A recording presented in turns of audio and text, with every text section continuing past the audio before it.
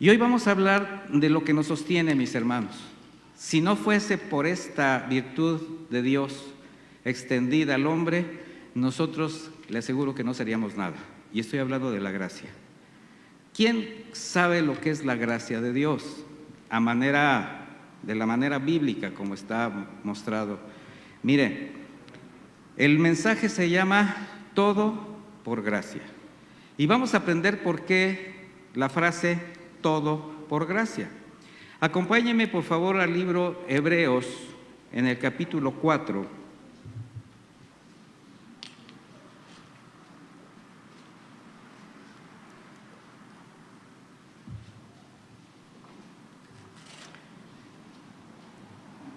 Y vamos a leer a partir del versículo 16.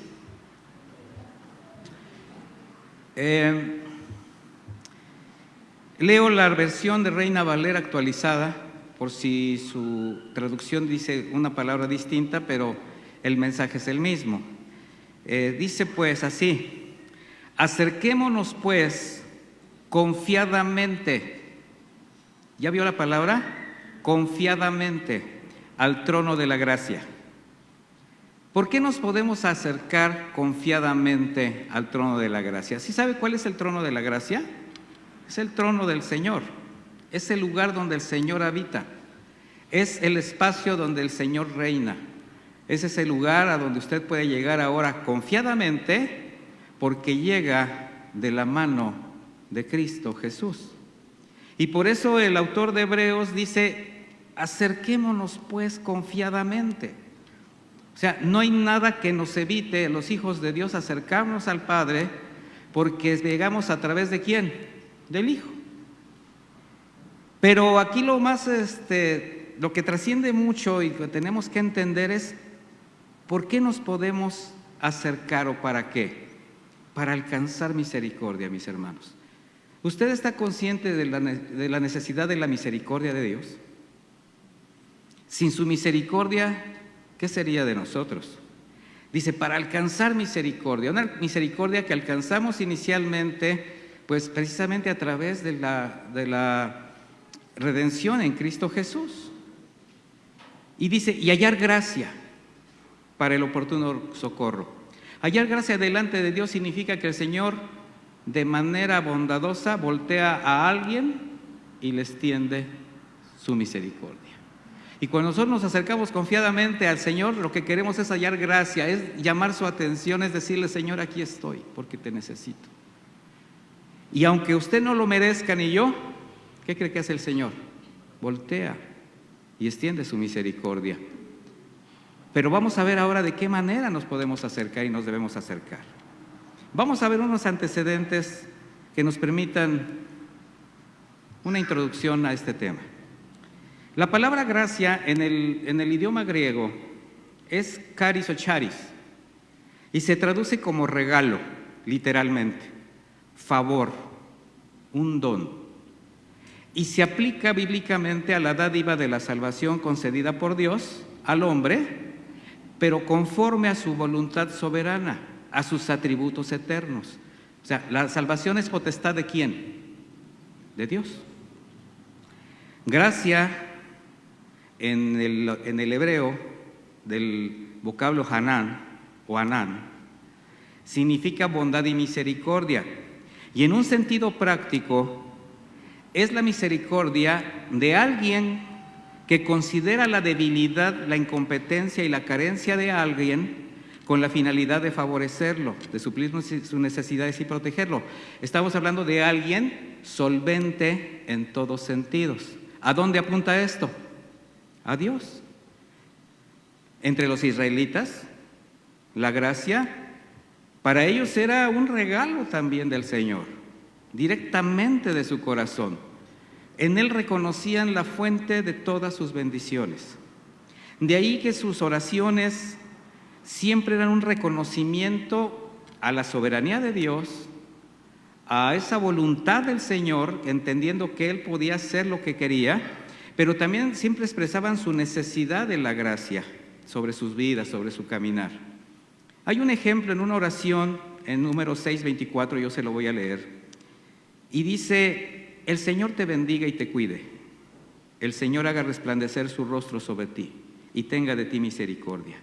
Que el Señor alce su rostro sobre ti y ponga en ti paz. Dice el versículo 27, así invocarán ellos mi nombre sobre los hijos de Israel y yo los bendeciré. ¿Sabe quiénes son ellos? Los sacerdotes.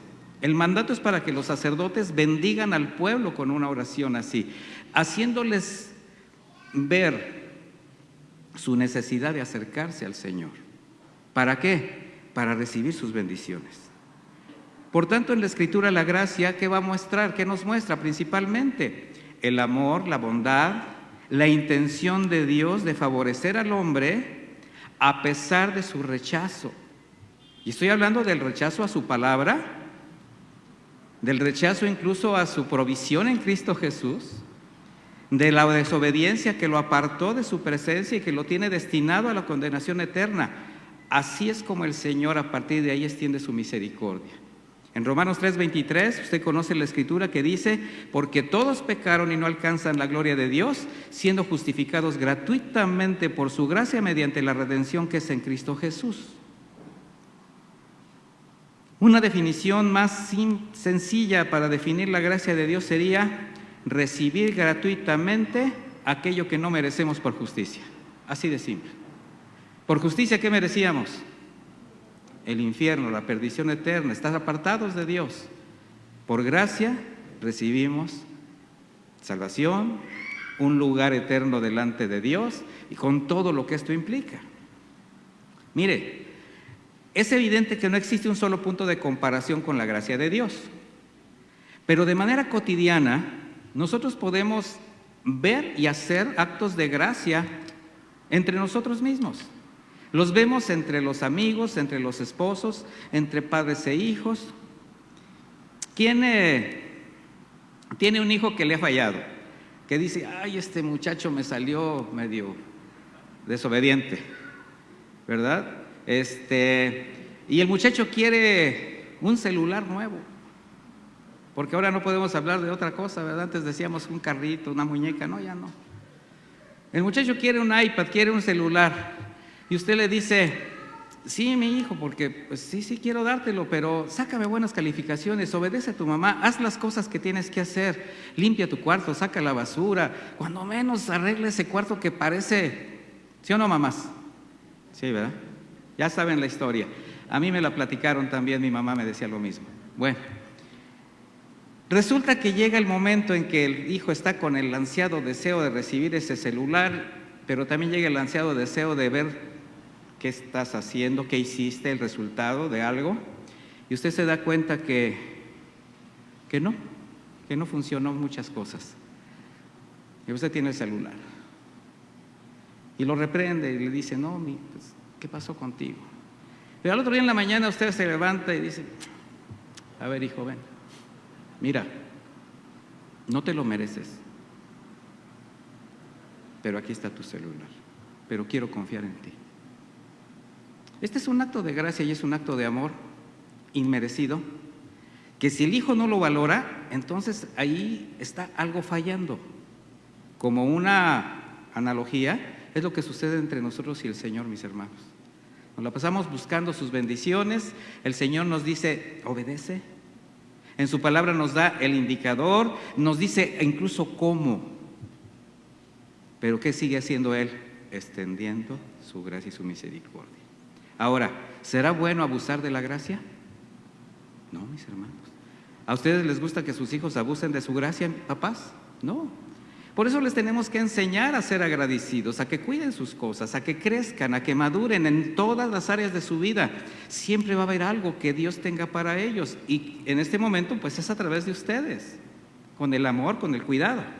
Bueno, Dios, al extender al hombre su gracia con el don inmerecido, inalcanzable e impagable de la salvación, que expresó su disposición de reconciliarlo con Él a través del acto más grande de amor y su buena voluntad para los que estábamos destituidos totalmente de su gloria. ¿No le da gusto?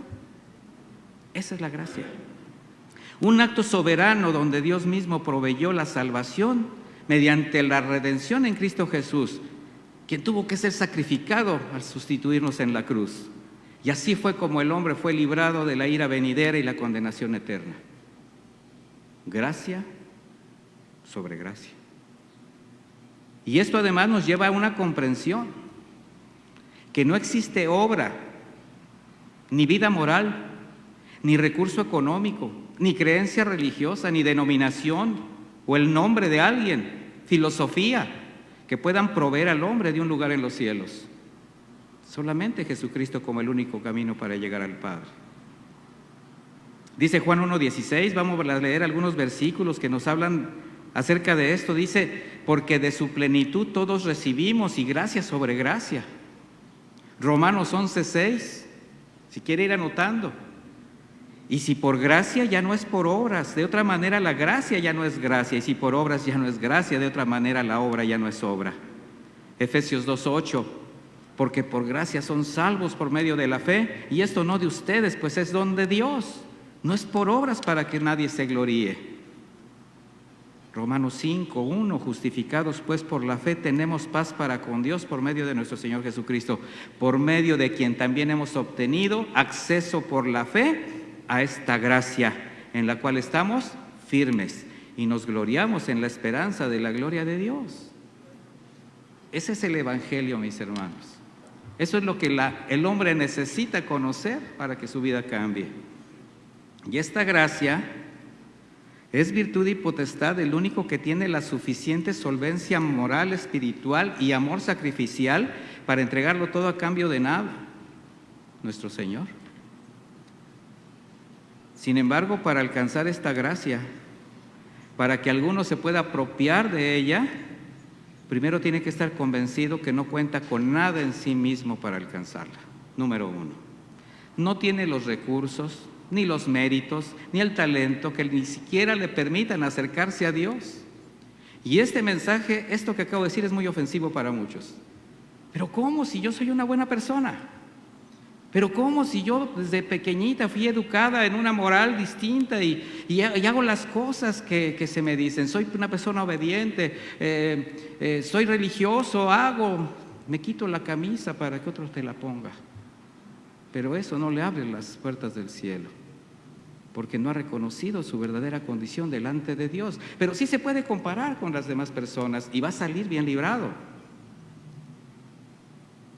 De manera que quienes reciben la gracia son los humildes de espíritu. ¿Se acuerda cuando hablábamos en el Sermón del Monte acerca de los humildes de espíritu? Los que se reconocen incompetentes, incapaces, perdidos, débiles. Quienes han aprendido a renunciar a sí mismos por obtener la gracia de Dios. Convencidos que solo la gracia a través de Cristo como único mediador entre Dios y los hombres pudo lograr ese milagro. ¿Cuál milagro? Que un pecador puede estar en la presencia de Dios. Ese es un milagro, mi hermano. Y usted se puede acercar confiadamente. Sí, leyó lo del principio, recuerda.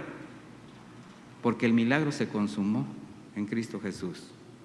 Y podemos entrar a su trono de gracia para encontrar ese oportuno socorro. ¿Por qué es oportuno? Porque es de acuerdo a la necesidad que tenemos, de acuerdo a lo que el Señor sabe que tiene que suplir en ese momento, porque Él sabe lo que en ese momento usted está necesitando. Yo digo mucho esta frase, aprendamos a diferenciar entre quiero y necesito, porque el Señor suple lo que necesitamos. No nos da gusto con lo que queremos, que es una cosa muy diferente. Él sabe lo que nosotros ocupamos en el momento preciso, aún las cosas que no nos agradan, aún las situaciones que nos simbran. En Tito 3, versículo 4 dice la Escritura, pero cuando se manifestó la bondad de Dios, nuestro Salvador, y su amor para con la humanidad, dice, nos salvó, no por obras de justicia que nosotros hubiéramos hecho. A muchos les gusta hacer obras de justicia, les gusta presentarse justos delante de los hombres, pero dice la Escritura, sino por su misericordia, por el lavamiento de la regeneración y por la renovación en el Espíritu Santo. O sea, por gracia fuimos salvos. Además, algo bien importante es que la gracia llega al hombre por medio de la fe. Dice, y eso no de ustedes, porque es don de Dios. La fe es el don de Dios que nos conduce a la gracia. Sin ella no seríamos nada, ni podríamos estar delante de Dios. Así que imagínense, la gracia llega al hombre por medio de la fe, y la fe es el don de Dios que nos conduce a la gracia. Hasta parece un poquito difícil de entender, pero simplemente forma parte de ese proceso en el que el Señor nos tiene guardados bajo su sombra, mis hermanos. Por tanto, necesitamos de la gracia divina en todo sentido, para todo. Para vernos tal como somos necesitamos de la gracia de Dios, para no engañarnos, porque el corazón es ¿qué? Engañoso y perverso, fraudulento, y el corazón te hace ver como tú quieres verte. Pero el Señor te dice realmente cómo te ves, el Espíritu Santo. Entonces necesitamos de la gracia para vernos tal como somos, para reconocer nuestras incapacidades, para convencernos de pecado, para arrepentirnos. Necesitamos de la gracia para santificarnos, para testificar una verdadera vida cristiana. Como parte del cuerpo de Cristo necesitamos de la gracia para relacionarnos y caminar en armonía con nuestros hermanos. ¿Usted cree que es fácil relacionarse entre los hermanos porque ya está aquí en la iglesia? Fíjese, cuando uno está en el mundo, aún ahora, no en el mundo en el sentido espiritual, pero cuando uno anda afuera, uno de repente dice, ay, yo ya no aguanto estar aquí. De repente dice, ya quiero estar en la iglesia, cuando menos allí estoy con mis hermanos. Como que llegas aquí y dices, ay, voy a llegar al oasis, donde todo va a ser sonrisas y hermano, ¿cómo está? Bendiciones. Pero llega un momento en que alguien llega con el humor negro, no llegan las condiciones, a lo mejor no desayunó, a lo mejor trae un problema grave, cualquier cosa, y empieza usted a ver cosas que no le gustaría ver. Necesita la gracia para entender a sus hermanos en la condición en que llegan y no juzgar y no prejuzgar. Antes, al contrario, para amarles tal como son. Caminar en armonía con ellos, porque somos un cuerpo. Necesitamos de la gracia divina para cumplir la comisión de llevar el Evangelio, pero con un testimonio congruente a la fe que profesamos y la palabra que predicamos. Porque usted puede ser un gran evangelista, lo he dicho muchas veces, pero con su testimonio hacer nula la palabra que está predicando. Necesitamos de la gracia para amar a nuestros semejantes, para bendecir a nuestros enemigos. Necesitamos mucha gracia para pedir perdón y perdonar. Necesitamos gracia para juzgar con justo juicio, gracia para creer, gracia para madurar, gracia para servir, gracia para vivir, gracia para recibir tentaciones y renunciar al mundo. ¿Y qué cree? Especialmente necesitamos mucha gracia para guardarnos de nosotros mismos, para caminar conforme a la voluntad de Dios.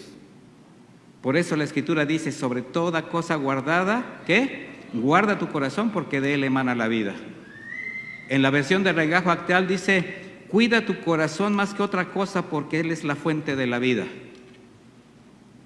Porque ciertamente, por gracia somos salvos y nos hemos convertido de muchas cosas. Nos convertimos de costumbres, de malos hábitos, de la idolatría a Dios, ¿sí? Pero, ¿qué hay de la conversión de la manera de pensar, mis hermanos? A ver, hablemos de cosas prácticas. No de las cosas que, no, pues yo ya no tengo imágenes, yo ya dejé de tomar, ya dejé de fumar, ya no hago tantas cosas como antes, tantas. Entonces, ¿la conversión cómo vino? ¿A cuentagotas? ¿Tu salvación llegó de parte del Señor así? ¿O fue completa? Completa. ¿Qué hay de la conversión de los pensamientos sensuales? De aquellos que te ciegan, varón, mujer, y ves a alguien con codicia. Estoy hablando en el aspecto de inmoralidad sexual. ¿Qué hay de la conversión de los malos hábitos, de las palabras hirientes, de la murmuración, la difamación, las actitudes dolosas? ¿Qué hay de la conversión a la renuncia a las ofertas del mundo? ¿Qué hay de la consagración de nuestra vida al Señor? ¿Qué hay de la santidad y la obediencia a su palabra, pero sin justificaciones? Bueno, lo que pasa es que hice esto, pero es que Y en ese pero es que estás dándole lugar a tu justificación.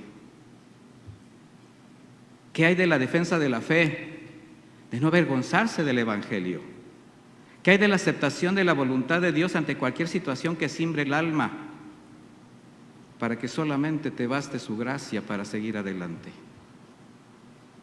Hay momentos en que el Señor nos pone en ese punto, que solo mi gracia te baste. ¿Alguno se ha sentido en ese momento donde parece que todo está perdido, parece que no hay respuesta, hay un desierto impresionante en tu vida, soledad, silencio, muchas cosas? Y el Señor en ese momento te dice que te baste mi gracia, cree, confía. Y mire, yo veo que muchos han pasado por eso. ¿Y qué cree? Aquí está. Y salió adelante. ¿Y por qué cree? Por la gracia del Señor. Porque la gracia de Dios se manifestó con la redención en Cristo, mis hermanos. O sea, Él cumplió su parte. Él lo hizo completo.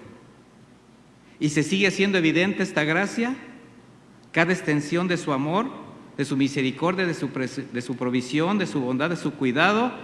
Cotidianamente usted está recibiendo esta gracia. Y hay quien no se da cuenta que está viviendo la gracia. Siente que todavía se merece lo que tiene. Y cuando alguien hace de la gracia un derecho, está perdido. Porque deja de ser agradecido. Deja de entender que lo que tiene no tiene nada que ver con un mérito personal. Sí, tú puedes decir, hago el esfuerzo. Sí, tú puedes decir, es mi trabajo. Pero ¿quién es el que te esfuerza? ¿Quién es el que te da el trabajo? ¿Quién es el que te abre puertas? ¿Quién es el que te guarda en tu entrada y en tu salida? Pero el Señor sigue manifestando su gracia, aún ante la ingratitud del hombre, aunque no haya ni siquiera quien lo quiera reconocer, aún quienes se dicen creyentes. Mire, la soberbia y el pecado por naturaleza hacen que el hombre, estoy hablando del hombre en su estado natural de no conocer a Dios, sea insensible al mensaje de salvación y lo rechace. Pero esa es su condición de rechazo mientras no conozca. Pero para los creyentes la ignorancia, y estoy hablando de ignorar los mandamientos que ya sabe, la ignorancia de la voluntad de Dios y la inmadurez, y estoy hablando de la inmadurez espiritual, de esos que se quedaron, les digo, se quedaron en los 70s, no crecieron, se quedaron con falsas doctrinas, con situaciones que en algún momento dado los acostumbraron a ciertas prácticas y no se han refrescado con el verdadero evangelio.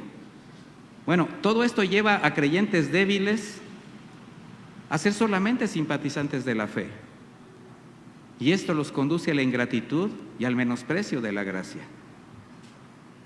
¿Cuántos diciéndose cristianos siguen rigiendo su vida por los argumentos del mundo, sus decisiones? Y aún empatan con los supuestos avances sociales, esos que solamente favorecen la promiscuidad, exaltan la inmoralidad sexual y que están provocando más corrupción en el mundo. Ahora, sabemos que eso tiene que darse. ¿Por qué? Porque la Escritura dice que la maldad aumentará. Pero ante ese avance de la maldad y ante ese tipo de circunstancias que estamos viendo en el día a día, los cristianos, ¿qué tenemos que ser? Ajenos, mis hermanos. Porque ya no somos de este mundo. Ya no empatamos con los argumentos del mundo. Qué importante es rogar a Dios por la vida espiritual de quienes siguen rechazando el Evangelio. Está de por medio su salvación. Qué importante, mis hermanos. Qué necesario que la iglesia haga su trabajo de evangelismo. Pero qué importante es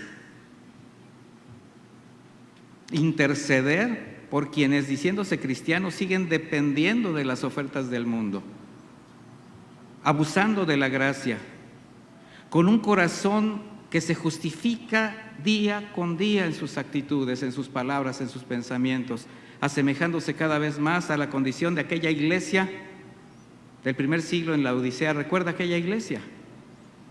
Estamos a punto de comenzar un estudio acerca de las 7 iglesias de Apocalipsis. Les voy a dar una probadita. Vaya a Apocalipsis 3:15.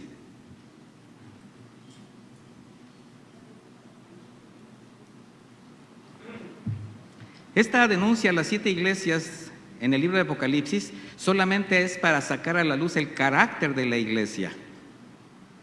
Y esta iglesia, la Odisea, es el mensaje final, el último, donde ya parece irremediable la situación de estos creyentes, porque le está hablando a una iglesia. Apocalipsis 3:15 dice: yo conozco tus obras, que ni eres frío ni caliente. Ojalá fueras frío o caliente. ¿Por qué le dice eso el Señor? Porque el que está frío es el que no sabe, el que no conoce. Está frío. ¿Qué necesita el Evangelio? Necesita nacer de nuevo, necesita conocer las palabras de vida eterna. Ojalá fueses frío o caliente. ¿Quién es el que es caliente? El apasionado, el que aquí está. Usted está en el horno del Señor, en el buen sentido. A lo mejor también en el otro, porque de repente nos da unas horneadas. Dice: pero porque eres tibio y no frío ni caliente. En esta versión dice: estoy por vomitarte de mi boca. Palabras muy fuertes. Dice: ya que tú dices, soy rico, me he enriquecido y no tengo ninguna necesidad. ¿Y sabe por qué decían esto los laodicenses? Porque ellos eran prósperos. Era una iglesia de la prosperidad. Yo declaro, decreto, confieso positivo. De esos. No necesito de nadie. Y le dice el Señor: ¿y no sabes que tú eres un desgraciado? ¿Qué es un desgraciado? Sin gracia, sin la gracia de Dios. Miserable, pobre, ciego y desnudo. Ahora, no lo digo yo para que digan: ay, el pastor nos estuvo insultando. No, estoy leyendo lo de la Odisea. Pero esa es una condición del corazón de aquel que se siente autosuficiente. Dice: yo te aconsejo, ya sacó a la luz el pecado de la soberbia. Yo te aconsejo que de mí compres oro refinado por el fuego. Está hablando de fe. Establece tu fe, afirma tu fe en quien conociste para hacer iglesia. Dice: para que te hagas rico, o sea, madura, enriquécete espiritualmente. Y vestiduras blancas para que te vistas y no se descubra la vergüenza de tu desnudez. Está hablando de qué? De pureza, de santidad. Y colirio para ungir tus ojos para que veas. ¿Qué está hablando? De discernimiento. Ya estaba velado el discernimiento, el entendimiento de esta iglesia. El pecado lo había entenebrecido. Versículo 19, sentencia: yo reprendo y disciplino. ¿Sabe lo que significa la palabra reprensión? No está regañando. Dice: yo reprendo es, yo saco a la luz tu pecado, yo estoy exhibiendo tu condición. Y por tanto que ya te exhibí tu condición, dice: disciplino. ¿Pero a quiénes? A los que amo. Mi hermano, cuando tú seas exhibido de un pecado por parte del Señor, y no estoy hablando que vaya a haber un dedo señalador ni acusador, ese no es el estilo de Dios. Señor lo que hace es mostrarte tu pecado, porque te va a hablar con amor, porque tiene misericordia de ti y te va a decir: deja de estar haciendo esto. Necesitas entender que el camino que estás llevando, que las decisiones que estás tomando, que la forma como estás viviendo es incorrecta, ofende la santidad de Dios. Él exhibe, no como aquellos que se la pasan pretendiendo estar señalando por todos lados a los demás y le dicen: es que estoy exhortando. No, mi hermano, no estás exhortando, estás exhibiendo tu soberbia. No es así como el Señor lo hace. Dice: yo reprendo, yo señalo el pecado y disciplino. O sea, pongo una solución para que tú te des cuenta de la condición en que estás. Dice: pues sé celoso y arrepiéntete. O sea, ser celoso significa atesorar algo. Acuérdate de lo que tú eras, porque le está hablando a una iglesia, mis hermanos. No le está hablando a paganos. Sé celoso, acuérdate quién te trajo con lazos de amor y arrepiéntete. Y ahora viene un versículo que muchos usan para evangelizar y no tienen que ver nada con el evangelismo, mis hermanos. He aquí estoy a la puerta y llamo. Si alguno oye mi voz y abre la puerta, entraré a él y cenaré con él y él conmigo. Mi hermano, este es un mensaje de misericordia. No es un mensaje para los que no conocen a Dios. Es un mensaje para los que se han alejado de Dios, para los que lo han echado de su presencia. Ya el Señor no está en su corazón, por eso está tocando desde afuera, porque el mundo los ha agobiado. Han llenado su corazón de las cosas que no son. Pero si oyes mi voz, si abres la puerta, que dice, entraré a él. ¿Qué habla? Intimidad. Cenaré con él y él conmigo. ¿Qué es lo que hace el Señor? Extendiendo su gracia. Y el Señor sigue extendiendo su gracia a quienes parece que todo está perdido. ¿Quién a veces se ha sentido así, como si todo estuviera perdido? Incluso se siente alejado de Dios. Y eso dice, no, solamente date cuenta del terreno que estás pisando, pero regresa. ¿Se acuerdan del mensaje de la semana anterior? Amístate conmigo, pongámonos a cuentas porque yo te amo. Y este mensaje lo que está expresando es el amor por quienes, a pesar de su condición, les está brindando una nueva oportunidad. Esa es la gracia. Y precisamente porque es gracia, mi hermano, solamente atendiendo las palabras del Señor con sencillez, con humildad, se pondrán a rendir a Él, haciendo de lado cualquier acto orgulloso, cualquier acto de soberbia, de autosuficiencia, de justificación. Rendirse, arrepentirse y obedecer como ha demandado a su pueblo desde el principio. Porque este es un acto que el Señor ha establecido desde el principio. Vaya conmigo a 2 de Crónicas 7:14, por favor.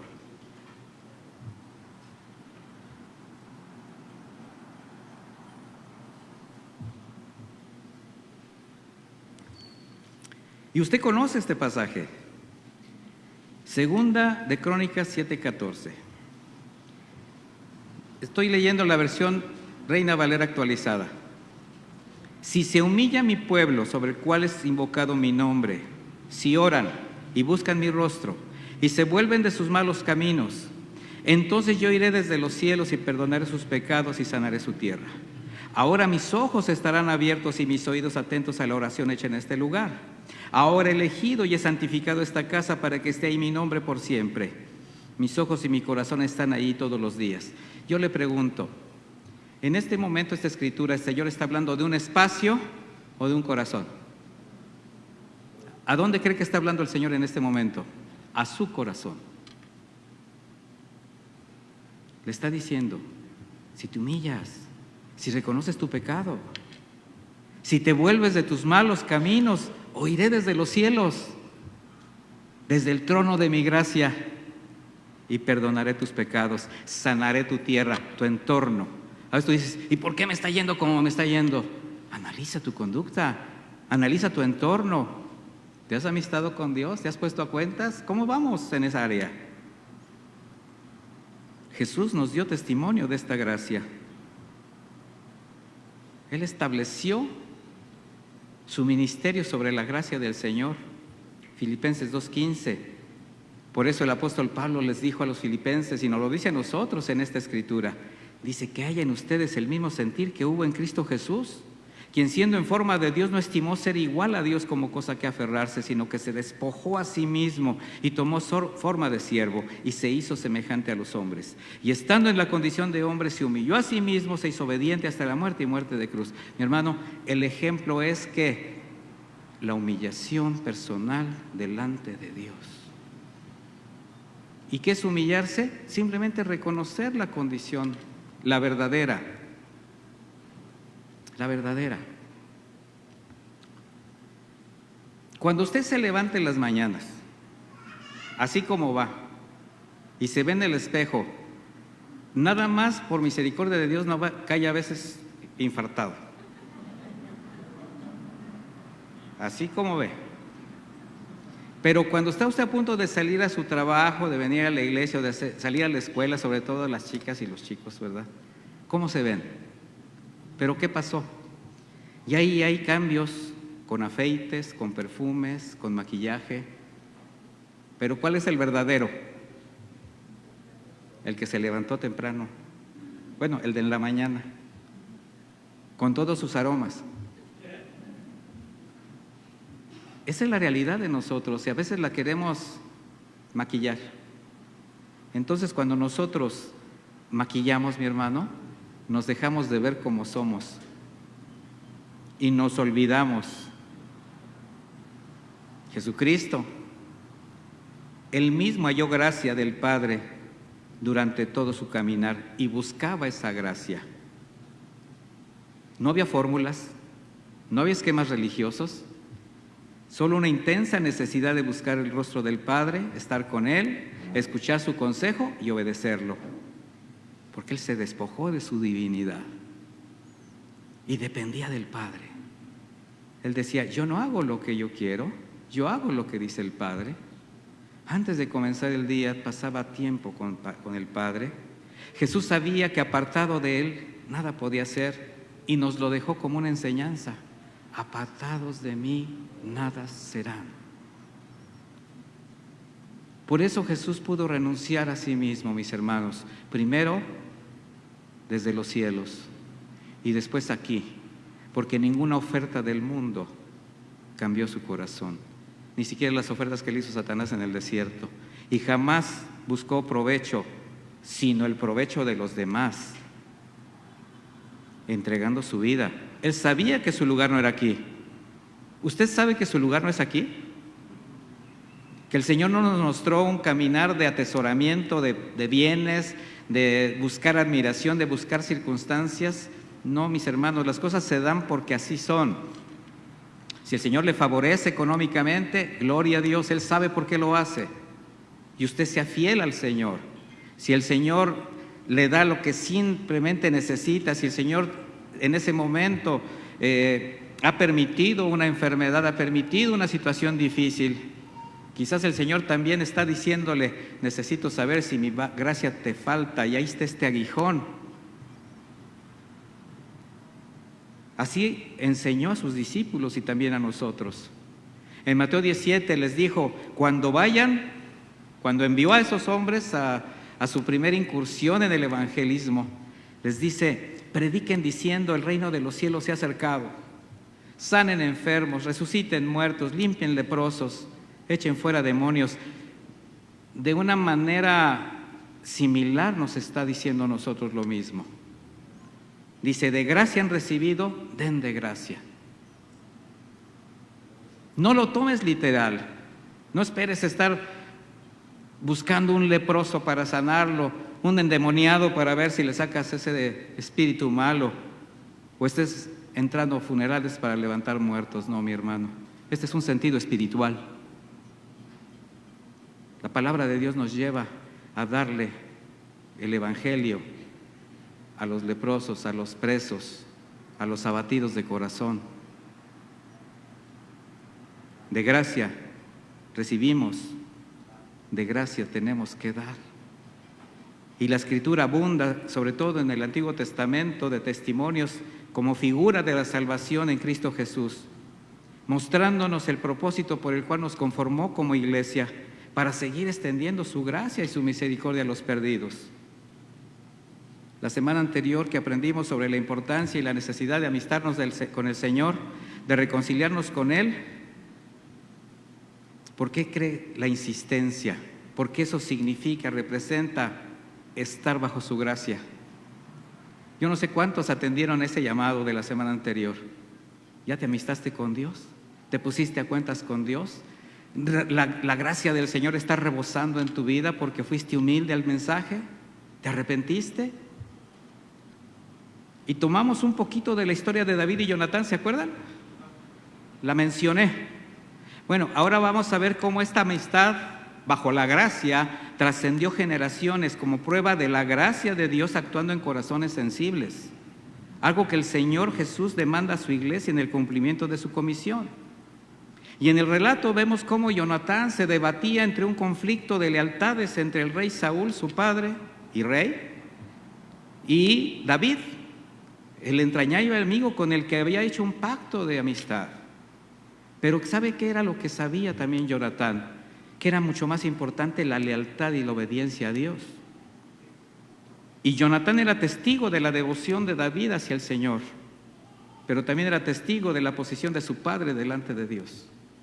A nadie le era oculto que el Señor ya había volteado sus ojos a David y había desechado a Saúl. La gracia le permitió a Jonatán discernimiento para decidir. Así fue como fue leal a Saúl, honrando su autoridad de padre y rey, sabiendo que quedarse con él hasta el final representaría su muerte, siendo un hombre muy joven.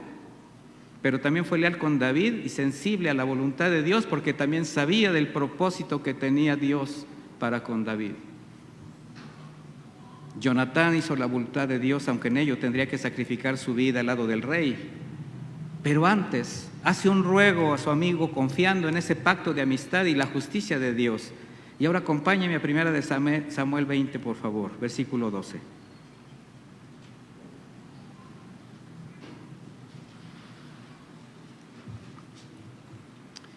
Primera de Samuel 20, 12. ¿Ya lo tiene? Entonces dijo Jonatán a David: pongo por testigo al Señor Dios de Israel de que mañana a esta hora o dentro de 3 días le preguntaré a mi padre si sus intenciones son buenas para contigo. Si no lo son, mandaré a alguien para que te avise. Si acaso mi padre piensa hacerte daño, que el Señor me castigue, y más aún si no te lo hago saber, para que puedas ponerte a salvo, que el Señor esté contigo como estuvo con mi padre, y si logro sobrevivir, espero que me trates con la misericordia del Señor, así no moriré. Espero que siempre te muestres misericordioso con mi familia, y cuando el Señor haya eliminado a cada uno de tus enemigos, no permitas que el nombre de tu amigo Jonatán sea borrado de tu casa. Así fue como Jonatán hizo pacto con David y añadió: que el Señor tome venganza de tus enemigos. Luego Jonatán le rogó a David, por el cariño que se tenían, que le jurara cumplir con esto. Lo único que Jonatán le pide a David es el cuidado de lo más amado para él después de Dios, sus hijos, su descendencia. Y creo que para todos nosotros es igual. Para quienes amamos al Señor, sabemos que después del Señor está nuestra familia. Y el Señor tiene cuidado de nosotros en ese sentido. Finalmente, Jonatán protege a su amigo, a su hermano de pacto, y llegado el momento muere en batalla junto al rey Saúl, su padre.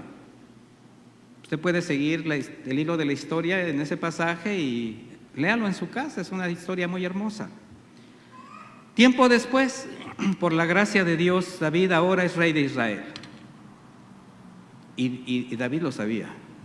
David sabía que por la gracia de Dios estaba ahí. Siempre reconoció que sin esta gracia no sería nada. Y usted lo puede comprobar, lo comprobamos en los salmos, en sus expresiones, en su conducta. De manera que en esta gratitud a Dios, recordando a su amado amigo Jonatán, también recuerda la promesa que le hizo y entonces empieza a preguntar. Acompáñeme a 2 de Samuel 9, por favor.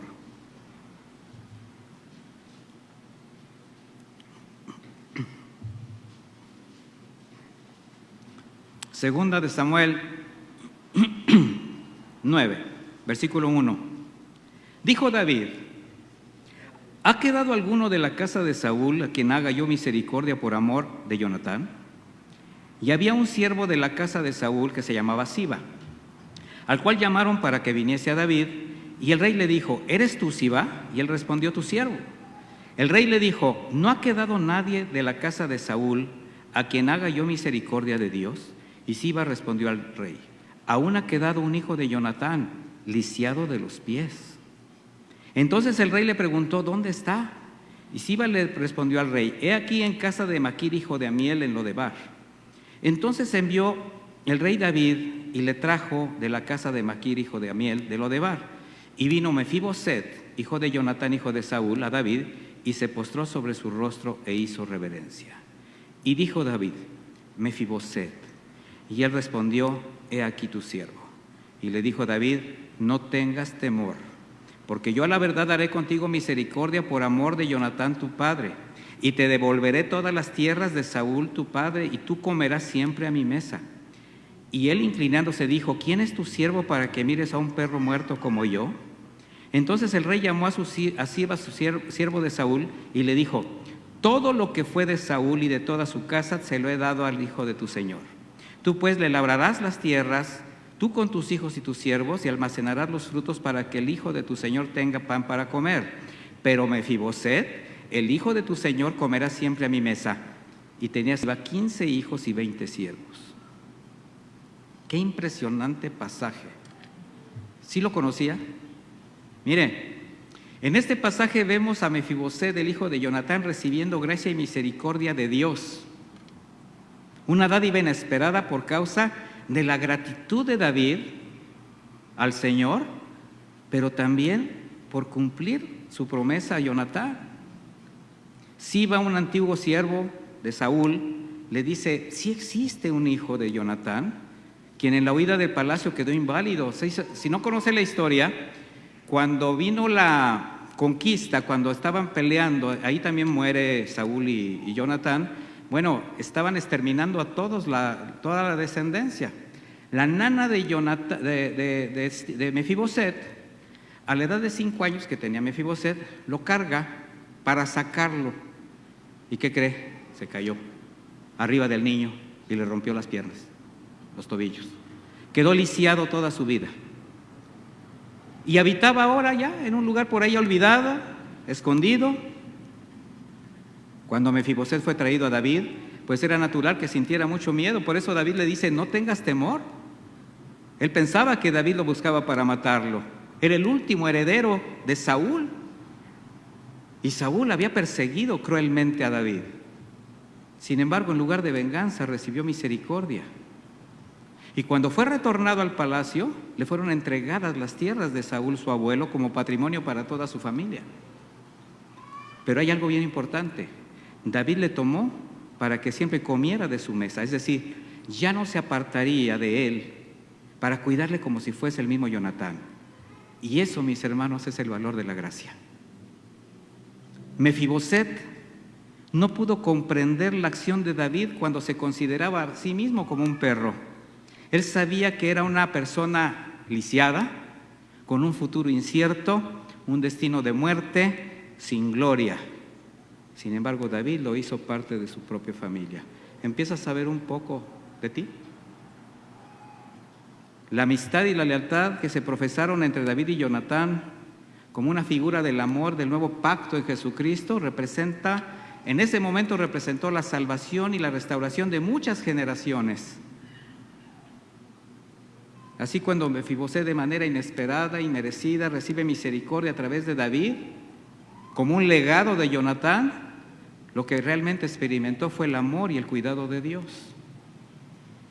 ¿Cuál sería el sentir de Mefiboset, quien alguna vez habitó en ese palacio como príncipe, posible sucesor del trono, y como a los 5 años, de manera violenta, su vida da un giro total, viéndose recluido, escondido, olvidado por el mundo, pero no por Dios? ¿Alguien de ustedes tiene una idea de cómo vivió a la edad de 5 años? ¿Así un recuerdo vago de quién era usted a los 5 años? Yo llego a recordar la escuela donde fui, el kinder. Pues parte de mi familia, y que conste que ya son muchos años de recuerdo. Pero ¿qué cree? Todavía me queda ese recuerdo. Y una vez fui a la escuela primaria y yo veía el patio muy grande, muy grande. Y cuando entré a la escuela yo veía un patio muy chico, muy chico. Pues ya uno crece y todo. Bueno, Mefiboset ahora está en el palacio. Habitó a él. Imagínenselo mirando su entorno, sintiendo en su corazón como si nunca hubiese salido de ahí. Sin embargo, él no creció como príncipe, sino como un pobre lisiado, relegado, sufriendo de una invalidez que había marcado su vida para siempre. Pero ahora está nuevamente en el palacio, con nuevas vestiduras y sentado a la mesa del rey.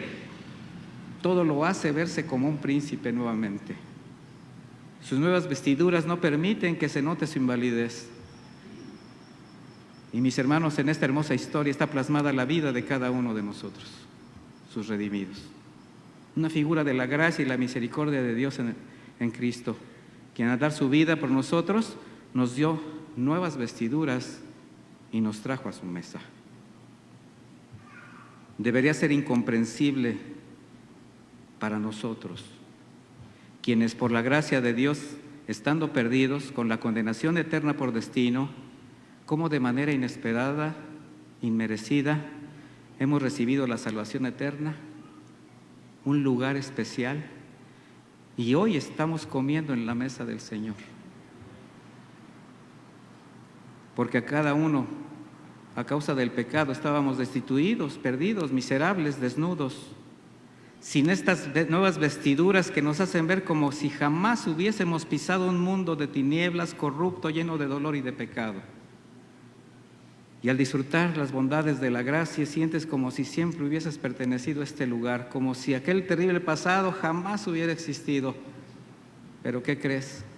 Ahí está.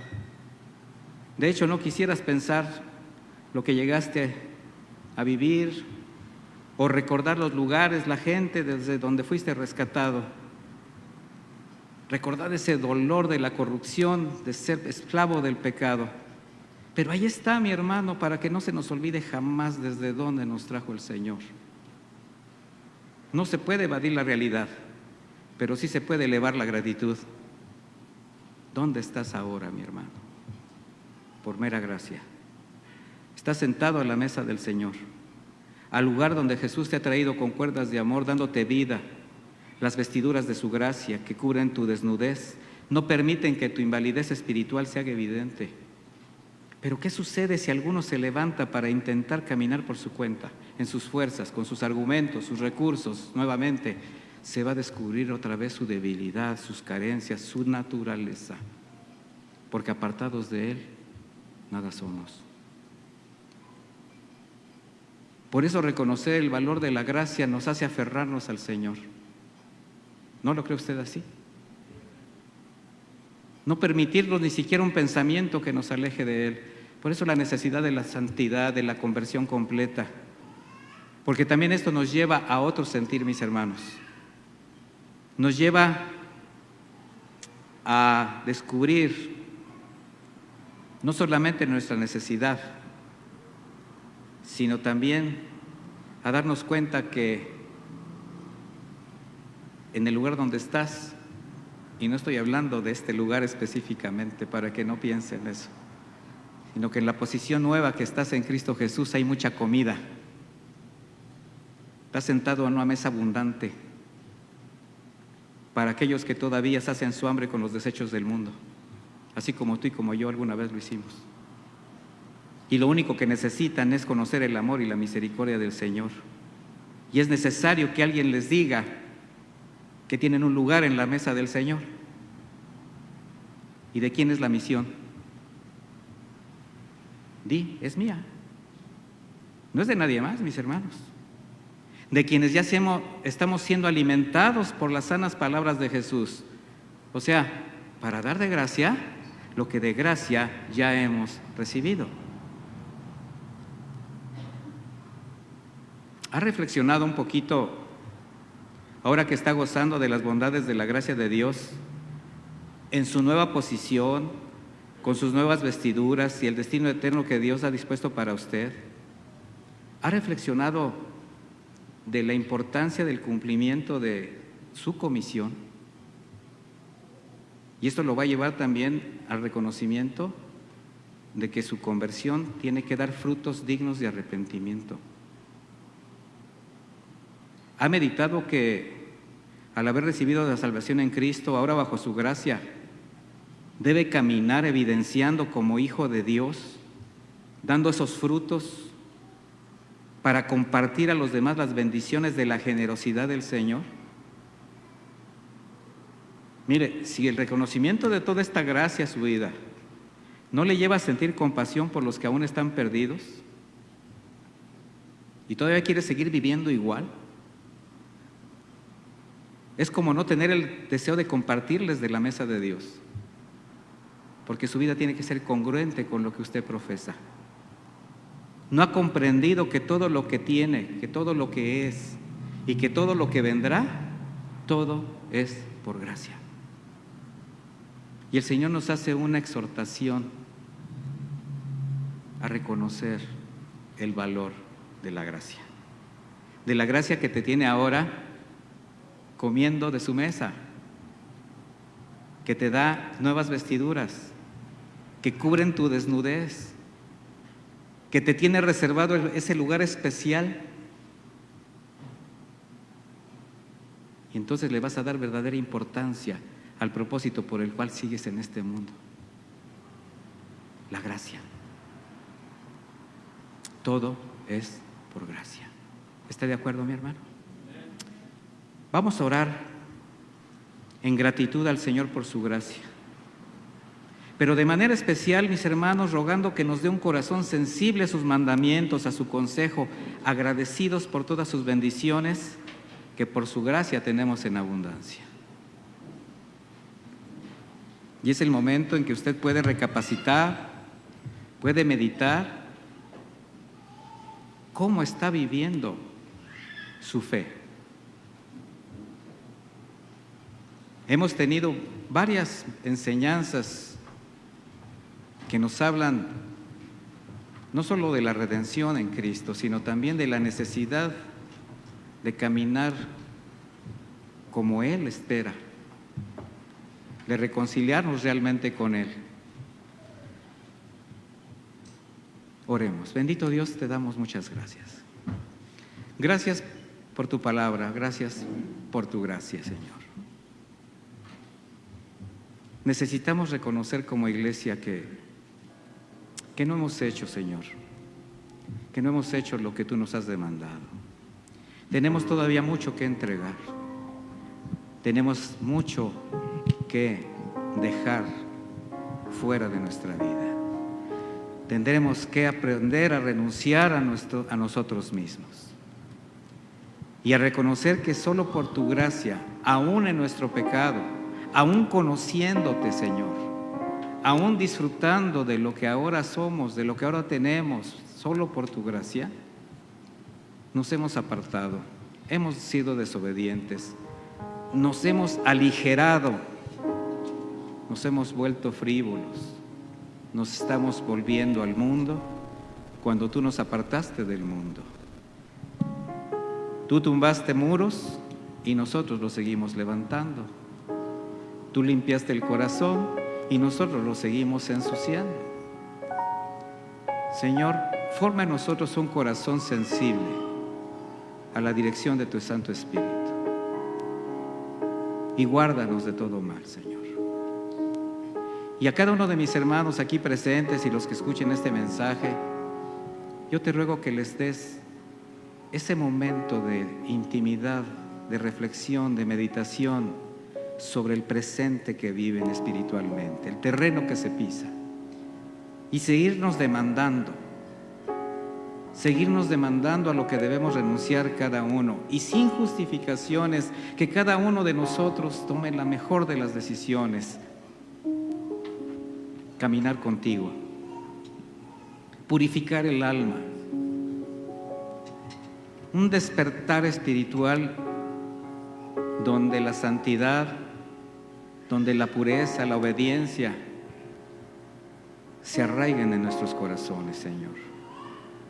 Ten misericordia de nosotros, sigue extendiendo tu gracia, Señor. No queremos apartarnos de ti. Sigue redarguyendo, sigue convenciendo de pecado. No importa que duela, Señor, pero no queremos seguir siendo los mismos. Y gracias por tu palabra, tan a tiempo. Lleva con bien a mis hermanos a sus casas. Provéles de todo lo necesario, Señor, que sigan adelante, pero que jamás se olviden que todo es por tu gracia. En el nombre de Jesús, amén. Que Dios me los bendiga, mis hermanos. Dios los guarde.